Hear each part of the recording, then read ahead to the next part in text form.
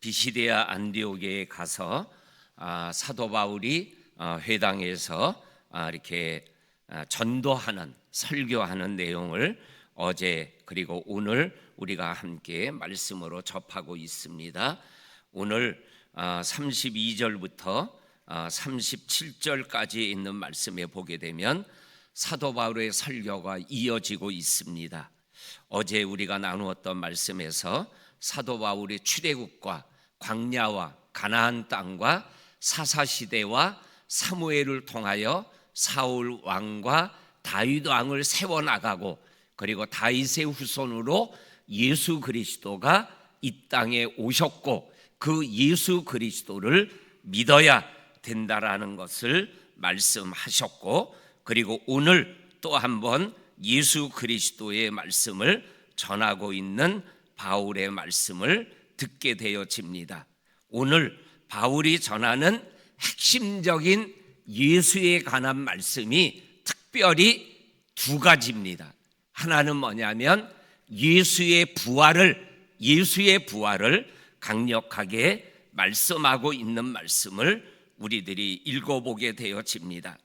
33절에 하나님이 예수를 일으켰다. 이 말씀은 하나님이 십자가에 죽으시고 무덤에 있는 예수님을 살리셨다라는 그 말씀이 되는 것입니다. 그리고 34절에도 하나님께서 34절에 또 하나님께서 죽은 자 가운데서 그를 일으키사 다시 썩음을 당하지 않게 하신다라고 말씀하여 주고 계십니다. 그리고 35절에도 또 다른 시편에 일렀으되, 이거는 시편 16편 10절에 나오는 말씀입니다. 주의 거룩한 자 예수 그리스도를 말씀하는 겁니다. 썩음을 당하지 않게 하시리라. 다시 말하면 부활하게 하신 하나님의 역사를 말씀하고 있는 것을 읽어보게 되어집니다. 그리고 37절에 가서도 또 한 번 말씀합니다. 하나님께서 살리신 예수는 썩음을 당하지 아니하였나니. 이렇게 사도 바울이 4-5번 예수 그리스도가 하나님으로 인하여 죽음을 이기고 부활 생명으로 우리에게 다가오게 하셨다, 이렇게 말씀하고 있는 것을 우리들이 말씀을 통하여 또 한번 확인하게 되어집니다. 그러면서 오늘 31절에 보게 되면, 어저께 우리가 나누었던 마지막 말씀에 보게 되면 예수 그리스도를 부활을 증언하는 자로 너희들을 이 백성 앞에 증인으로 세웠다라는 말씀과 함께 부활의 말씀을 계속 강조하고 있는 그러한 말씀 앞에 부활의 역사가, 그리고 죽음을 이기는 역사가 예수님에게 있다라고 우리들에게 말씀하여 주고 계십니다. 그러면서 이 부활 예수가 우리에게 어떠한 역사를 일으키는가라는 것을 두 번째로 38절과 39절에서 우리들에게 말씀하고 계십니다. 38절에 보면, 형제들아 너희가 알 것은 이 사람을 힘입어 예수를 힘입어 부활 예수를 힘입어 죄사함을 너희에게 전하는 이것이다. 부활 예수를 통하여 너희가 죄사함을 얻는다라고 말씀하여 주시고 계십니다. 또한 39절에 가서는 또 모세의 율법으로 너희가 의롭다 하심을 얻지 못하던 모든 일에도 이 사람을 힘입어 예수를 힘입어 믿는 자마다 의롭다 하심을 얻는 이것이라. 부활 예수를 통해서 죄사함의 역사와 의롭게 되어지는 은혜와 축복이 우리에게 임하게 된다라고, 이거를 사도 바울이 지금 회당에서 선포하고 있는 것입니다. 그런데 오늘 40절과 41절 말씀을 보게 되면 예수를 힘입어 죄사함을 얻고 예수를 힘입어 의롭다 함을 얻는다라는 이 말씀을 오늘 41절에 보면, 보라 멸시하는 사람들아, 그리고 조금 더 읽어 나가게 되면 너희에게 일러줄지라도 도무지 믿지 못할 일이라고 하였느니라. 부활 예수를 증언해도 도무지 믿지 못할 말을 한다라고 그들이 생각하는 거예요. 그리고 예수를 힘입어 죄사함을 받고 예수를 힘입어 의롭다 함을 얻는 거다라는 것에 대하여 멸시를 하는 거예요. 그러면 이러한 사람들은 뭐예요? 망하리라.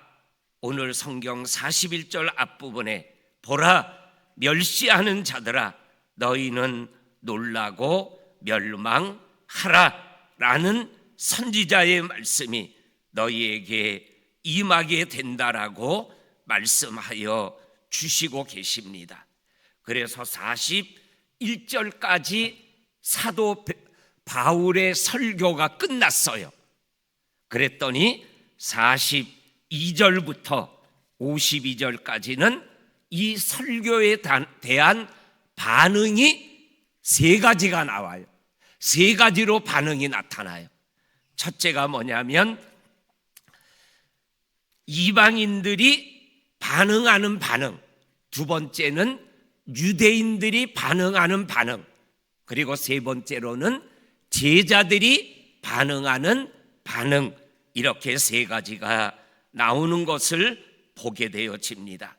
첫째로 이방인들이 반응하는 반응, 43절에 회당의 모임이 끝난 후에, 바울의 설교가 끝난 후에 유대인과 유대교에 입교한 경건한 사람들이, 유대교에 입교한 경건한 사람들이 바로 이방인을 가리키는 겁니다. 입교한 경건한 사람들이 바울과 바나바를 따랐다라고 말씀합니다. 그리고 이 말씀을 우리에게 다음 안식일에 또 해주기를 원한다라고 청하고 있습니다. 그리고 그 44절에 다음 안식일에는 비시데아 안디옥에 있는 시민들이 거의가 다 하나님의 말씀을 듣고자 하여 모였다라고 말씀하여 주고 계십니다. 그 다음에 48절 말씀입니다. 48절 말씀 우리 한번 같이 읽겠습니다. 시작. 이방인들이 듣고 기뻐하여 하나님의 말씀을 찬송하며 영생을 주시기로 작정된 자는 다 믿더라. 아멘. 설교의 반응의 결과가 48절이에요. 말씀을 듣고 기뻐하여 하나님의 말씀을 찬양하고 영생을 주시기로 작정된 자는 다 예수를 믿고 하나님의 사람으로 죄사함을 받고 의롭다함을 인정함을 받게 되었다라는 겁니다. 하나님의 말씀에 영적으로 믿음으로 은혜로 반응하여 하나님이 주시는 영생을 얻는 이러한 설교의 결과를 우리들에게 말씀하여 주고 계십니다. 두 번째 반응이 유대인의 반응입니다. 45절에 보면 유대인들이 그 무리를 보고 시기가 가득하고 바울이 말한 설교를 반박하고 비방하였다. 그리고 또한 46절에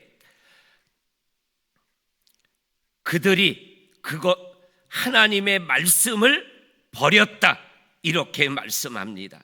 그리고 또한 46절에 영생을 얻기로 합당하지 않은 자로 자기 스스로들이 자처했다. 이거를 조금 더 얘기하면 영생 나 안 받아도 돼, 이렇게 거칠게 바울에게 대적하는 말을 했다라는 것이죠. 그리고 이들이 50절에 가서 유대인들을 선동하고 바울과 바나바를 박해하고 그 비시디아 안디옥에서 바울과 바나바를 쫓아내는 이러한 행동을 하고 있는 유대인의 모습을 보게 되어집니다. 똑같은 설교를 들었는데 누구는 영생을 얻는 자가 되고 누구는 영생을 잃어버리는 자가 되는 이러한 안타까운 모습을 우리들에게 말씀하여 주고 계십니다. 그러면서 세 번째로 이 제자들은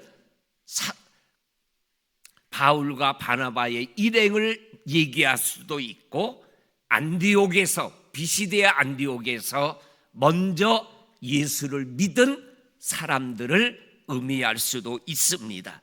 이 말씀을 듣고 제자들은 기쁨과 성령이 충만하여졌더라. 오늘 저와 성도님들은 이 52절에 해당되는 믿음의 삶을 생활해 나갈 수 있기를 주의 이름으로 간절히 축원합니다. 하나님이 주시는 기쁨과 성령 충만의 역사를 감당하며 살아가는 우리 모두가 되시기를 주의 이름으로 간절히 축원합니다. 아멘, 아멘. 하나님 아버지 감사합니다. 5월을 살게 하시고 5월의 끝자락 새벽에 하나님을 찾게 하여 주시니 감사합니다. 하나님 아버지를 부를 때, 예수의 이름으로 부를 때 성령님 역사하여 주시고 하늘의 기쁨과 성령의 충만함이 우리의 삶을 견인해 나가는 오늘 하루가 되고 또한 내일이 되고 6월이 되고 이 2024년이 되게 하여 주옵소서. 예수님의 이름으로 기도하옵나이다. 아멘, 아멘.